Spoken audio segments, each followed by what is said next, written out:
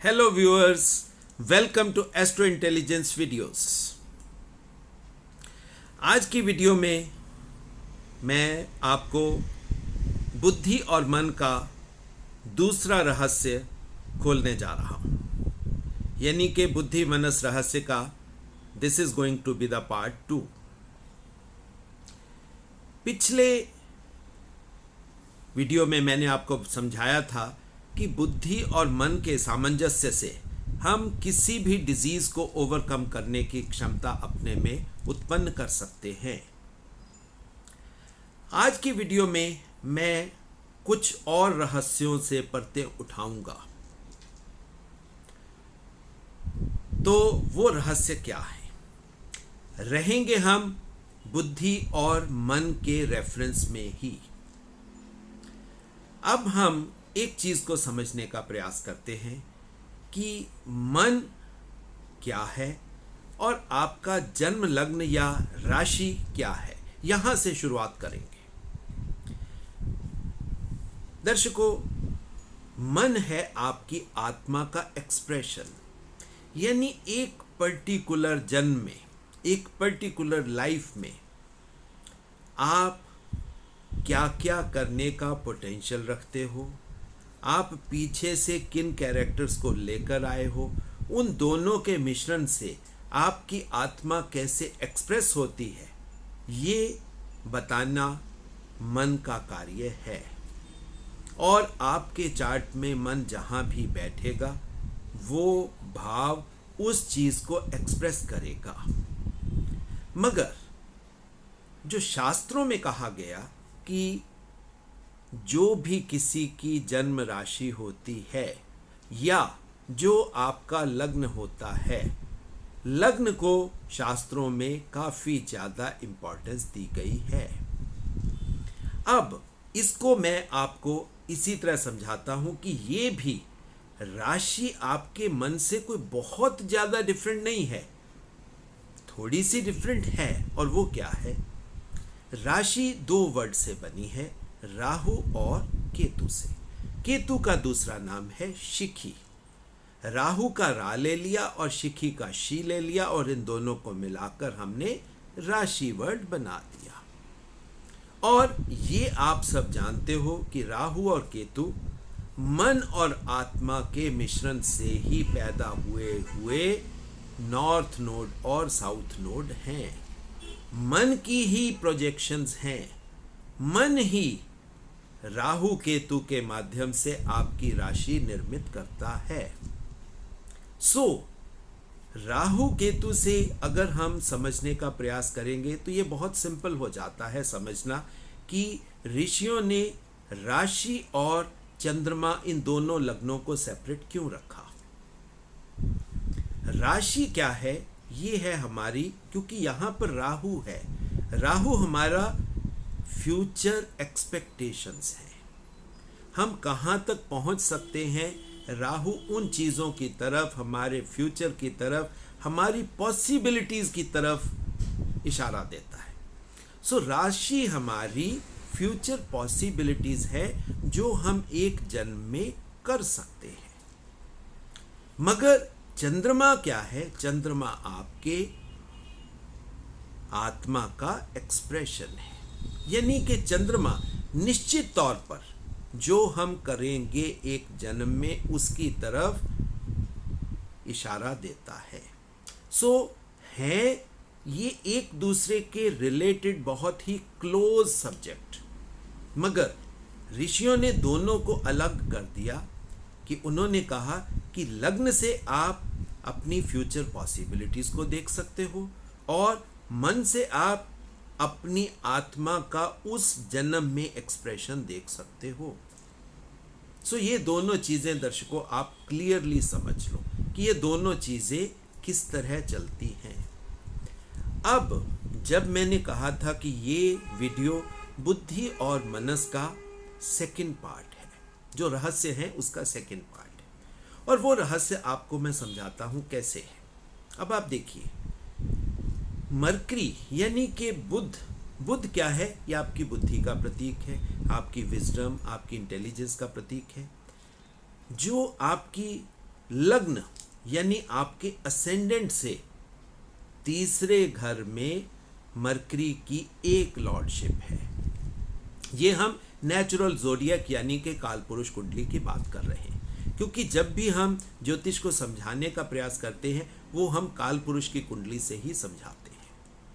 सो कालपुरुष की कुंडली में जो आपका जन्म लग्न है यानी कि प्रथम भाव है, उस प्रथम भाव से मरकरी यानी आपकी बुद्धि की जो फर्स्ट लॉर्डशिप है वो उसके थर्ड भाव यानी कि जेमिनाई यानी मिथुन राशि में है।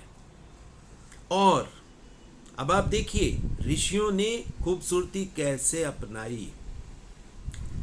जो मरकरी है, आपकी बुद्धि है, आपकी विजडम है, आपकी इंटेलिजेंस है, उसको आपके मन की प्लेसमेंट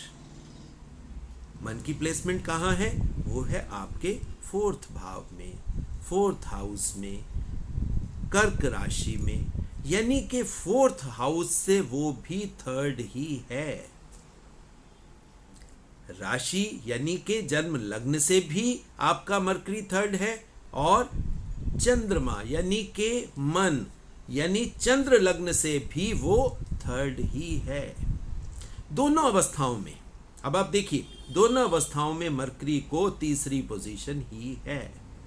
मगर अब यहां पर ही मजेदार चीजें आ जाती हैं जो ऋषि समझाना चाहते थे, और दर्शकों ये बातें आपको बुक्स में तो मिलने वाली नहीं है, क्योंकि ये रिसर्च के सब्जेक्ट हैं, रहस्य हैं। तभी मैंने कहा था कि ये उन रहस्यों का पार्ट 2 है। आज मैं एक अलग तरीके से रहस्यों की परतों को आपके सामने उखाड़ूंगा, यानी रहस्य आपके सामने उजागर हो जाएंगे। अब आप देखिए कि मरकरी की प्लेसमेंट दोनों जगह से, यानी आपके जन्म लग्न से और चंद्र लग्न से तीसरे भाव में ही है। ये आप जानते हो कि मरकरी एक्सॉल्टेड है वर्गो राशि में, छठे भाव में, यानी जो प्लेसमेंट चंद्रमा से या चंद्र लग्न से तीसरे भाव में है, वहां पर मरकरी आपका मोस्ट डेवलप्ड है, एक्सॉल्टेड है, सबसे ज्यादा स्ट्रांग है। अब यहीं से ऋषियों ने एक बात क्लियर कर दी, जन्म राशि से भी मरकरी थर्ड है।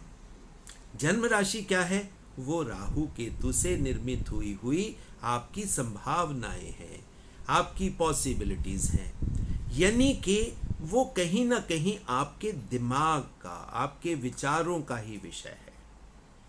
और विचारों का विषय है तभी जन्म लग्न से अगर हम थर्ड स्थान यानी कि तृतीय भाव को देखेंगे तो वहां पर आपको फर्स्ट मरकरी की लॉर्डशिप दिखेगी, वो है मिथुन राशि में। मिथुन राशि यानी कि जेमिनाई। अब आप सब जानते हो कि मिथुन राशि में मन जो है या मरकरी जो है ये बहुत इनडिसिसिव होता है, और ये घर मिथुन राशि यानी कि मैथुन का घर भी है। अब मैं आपको ये रहस्य बताता हूं, जो लोग मन में, विचारों में इनडिसिसिवनेस रखते हैं, निश्चित तरीके से कर्म नहीं कर सकते, क्योंकि थर्ड स्थान, तीसरा भाव आपके एफर्ट्स का स्थान है, यानी जो एफर्ट्स आप कर रहे हो। जन्म राशि से तीसरा स्थान आपके विचारों के एफर्ट का ही है, और उसमें कुछ नहीं है, सिर्फ आपके विचारों का एफर्ट है, तभी वहां से कोई बहुत अच्छा रिजल्ट मिलता हुआ दिखाई नहीं देता। आप विचारों में एफर्ट करते रहिए, विचारों में आप कारोबार करते रहिए, विचारों में आप पैसे बनाते रहिए, विचारों में आप लड़कियों से रिलेशन बनाते रहिए, सेक्स करते रहिए। क्या उससे मन प्रसन्न होगा? इसी वजह से फर्स्ट लॉर्डशिप मरकरी की मून की प्लेसमेंट से 12th है, उसके एक्सपेंडिचर के घर में है, उसके लॉस के घर में है, यानी यहां से एक बात स्पष्ट ऋषि बताते हैं कि अगर आप अपनी एफर्ट्स सिर्फ विचारों में करोगे तो आपको फ्रस्ट्रेशन के अलावा कुछ नहीं मिलेगा और आपका मन कभी भी प्रसन्न नहीं होने वाला। अब इसको इनडायरेक्ट वे से समझने का प्रयास करते हैं। मन मतलब जो तीसरा भाव है यानी कि मिथुन राशि, अगर वहीं पर इन चीजों को विचारों से निकालकर हम एफर्ट में, कर्म में परिवर्तित कर देते हैं, वो चाहे रेशो प्रोपोर्शन जितनी मर्जी परसेंटेज में आ जाए, जितने विचारों को हम कर्म में परिवर्तित कर देते हैं यानी कि हम उसको रियलिटी में ले आते हैं, वो कर्म आपके मन को खुश करता है। क्यों? अब आप देखिए, यहां पर जो 4th हाउस है 3rd हाउस का 2nd हाउस बन जाता है, उसके गेन का हाउस बन जाता है। सो जो कर्म, अब यहां पर दर्शकों आप बिल्कुल क्लैरिटी से इस बात को समझ लीजिए मेरे को, जो कर्म हम सिर्फ विचारों में करते हैं उससे मन कभी प्रसन्न नहीं होगा, और जो कर्म हम विचारों से आगे जाकर कर्म में, रियलिटी में परिवर्तित कर देते हैं, वहां से मन प्रसन्न होता है। आप बिजनेस करते हैं, आप पैसा कमाते हैं, आप सेक्स करते हैं, आप कुछ भी जो मरकरी के सब्जेक्ट हैं, मरकरी हैप्पीनेस देता है, जोक्स देता है, आपको अच्छी वाणी देता है, आपको अच्छी राइटिंग देता है, मतलब ये सभी चीज़ें जब आप कर्मों में परिवर्तित कर दोगे तो मन हैप्पी हो जाएगा। वो ही मन सुख स्थान में है, मन को सुख प्राप्ति का वो कारण बनेगा। अब आप इससे एक सब्जेक्ट या एक स्टेप आगे चलिए, वो क्या है? अब हम चंद्र कुंडली से इस चीज को समझते हैं। चंद्र कुंडली का भी तीसरा भाव मरकरी का ही है, मगर चंद्र कुंडली से तीसरा भाव कन्या राशि का हो जाएगा। यानी कि अब आप देखिए, चीज वहां पर भी वही है। तीसरा भाव अगेन इनडिसिसिवनेस का है। तीसरे भाव में डिफिकल्टीज हैं, तीसरे भाव में स्ट्रगल्स हैं, तीसरे भाव में कंपटीशन है, मगर तीसरा भाव एफर्ट का है।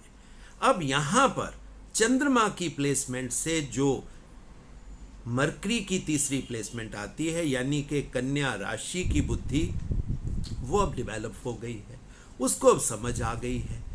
वो अब आप समझ सकते हो कि जो जुपिटर से उसको नॉलेज मिली, वो नॉलेज लेके अब वो अपने आप में डेवलप हो गया, एजुकेटेड हो गया, उसकी विजडम बढ़ गई, उसकी इंटेलिजेंस बढ़ गई, उसकी लॉजिकल स्ट्रेंथ बढ़ गई, उसकी एनालिटिकल पावर बढ़ गई। तो अब चंद्रमा को ये पता है कि now this is a developed mercury, अब इस मरकरी को मैं अच्छे कर्मों के लिए यूटिलाइज कर सकता हूं।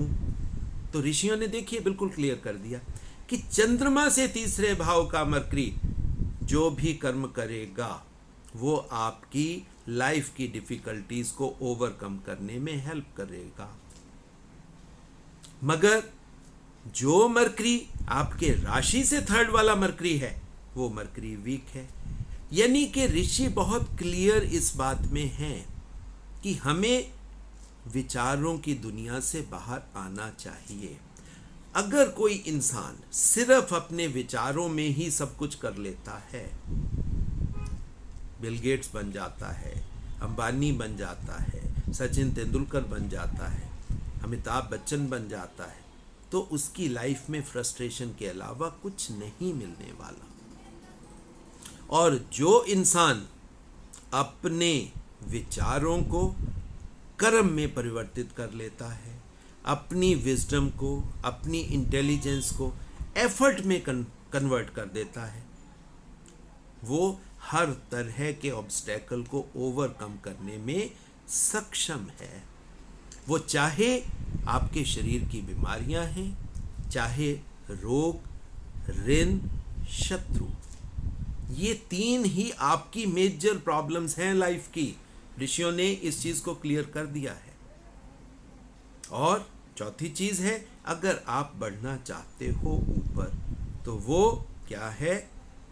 कंपटीशन। तो कंपटीशन से एक्सेल करने में, कंपटीशन को जीतने के लिए भी आपको मरकरी, डेवलप्ड मरकरी को एफर्ट में परिवर्तित करना पड़ेगा। अब यहां पर एक और रहस्य मैं खोल देता हूं, जो मैंने बताया था आपको कि राशि आपके राहु से और केतु से निर्मित होती है। अब आप देखिए, 3rd हाउस ये राहु का ही घर है। राहु ही यहां पर कंफ्यूजन देता है। राहु ही यहां पर क्लाउड इफेक्ट देके आपकी विजन को ब्लाइंड कर देता है, आपको इंडिसिसिवनेस दे देता है, और राहु ये करके आपको फ्रस्ट्रेशन के जोन में भी ले जाता है। तभी आप देखते हो कि 3rd हाउस के जो नक्षत्र हैं वो कितना गुस्से वाले नक्षत्र हैं। फ्रस्ट्रेशन, गुस्सा तो बाद में आता है, सबसे पहले फ्रस्ट्रेशन है। क्योंकि अब है क्या? राहु आपकी एक्सपेक्टेशन है। अब आप देख लीजिए, दोनों तरफ से, चाहे आप जन्म कुंडली उठा लीजिए या चंद्र कुंडली उठा लीजिए, दोनों तरफ राहु आपके थॉट प्रोसेस को अफेक्ट तो करता है। यहीं से एक बात और समझ में आती है, और वो काफी गूढ़ रहस्य है, जिसके बारे में ऋषियों ने शास्त्रों में कुछ नहीं कहा। और वो थी क्या चीज? कि राहु को कंट्रोल करने के लिए आपको 2 बहुत बड़े टूल हैं। सबसे पहले मरकरी है, दूसरा मरकरी के थ्रू इनडायरेक्ट वे में जुपिटर है, क्योंकि मरकरी को जुपिटर ही स्ट्रांग करता है। या दूसरे शब्दों में आप समझ सकते हो कि जब बुद्धि, मरकरी राहु को पार पा लेती है, राहु को जीत लेती है, तो वो जुपिटर बन जाती है। ये समझने की बात है, चाहे आप सीधा समझ ले, चाहे उसी चीज को आप घुमाकर समझ लें, है तो समझ आने वाली बात। तो वो आपकी अल्टीमेट नॉलेज बन जाती है। या लाइफ की डिफिकल्टीज, आपको सबसे पहले दिमाग में उसी चीज को एनालाइज करना है, आपको अपना लॉजिक प्रिपेयर करना है, उस चीज को अंडरस्टैंड करना है, उस चीज को एनालाइज करना है, और फिर इन सारी चीजों को मिलाकर उस चीज को आपको एफर्ट में परिवर्तित कर देना है। आपको सिर्फ राहु के जोन में नहीं रहना। अगर आपकी बुद्धि राहु के जोन में रह गई तो वो फ्रस्ट्रेशन है। अगर राहु के जोन से आगे निकलकर वो कर्म में परिवर्तित हो गई, आपकी एफर्ट में परिवर्तित हो गई, तो आपकी जो जीवन ऊर्जा है वो सही डायरेक्शन पकड़ लेगी, और आपको लाइफ में हर तरह के जो चेरिश्ड गोल्स हैं वो आपको मिलेंगे ही मिलेंगे। कोई भी ताकत फिर आपके गोल को रोकने की हैसियत नहीं रखती। क्यों? अब आप देख लीजिए, सबसे बड़ी प्रॉब्लम आपको कंफ्यूजन राहु देता है। और जब आपने राहु को तो शुरू में ही कंट्रोल कर लिया, जब राहु को कंट्रोल कर लिया, अब क्या प्रॉब्लम रह गई? अब तो आप इस चीज को देखिए कि राहु आपको कहां तक की एक्सपेक्टेशन तक ले जा सकता है। आप राहु को ओवरकम करिए, राहु को अपना दोस्त बना लीजिए, और दोस्त बनाकर उसको अपनी लाइफ में एफर्ट बना लीजिए। और जब आपने उस चीज को अपनी एफर्ट बना ली और एफर्ट बना के उसको अपने कर्म में परिवर्तित कर दिया, तो वो आपको रिजल्ट देगा ही देगा। सो ये था दर्शकों, बुद्धि और मन का रहस्य पार्ट 2। दर्शकों, जो लोग मेरे साथ फ़ोन पे वार्तालाप करना चाहते हैं, मेरे से कंसल्टेशन लेना चाहते हैं, हमारे इंस्टीट्यूट में एजुकेशन लेना चाहते हैं, उन सब के लिए एक ही मेरा फ़ोन नंबर है, दैट इज़ 9881 उस पर फ़ोन करके आपकी बात मेरे बेटे से होगी, जिसके माध्यम से आप मेरे से संपर्क स्थापित कर सकते हो। और जो रिक्वेस्ट हर वीडियो में मैं करता हूँ वो इस वीडियो में भी है कि दोस्तों, ये आपका अपना चैनल है। एस्ट्रो इंटेलिजेंस मेरा चैनल नहीं है, ये आपका चैनल है।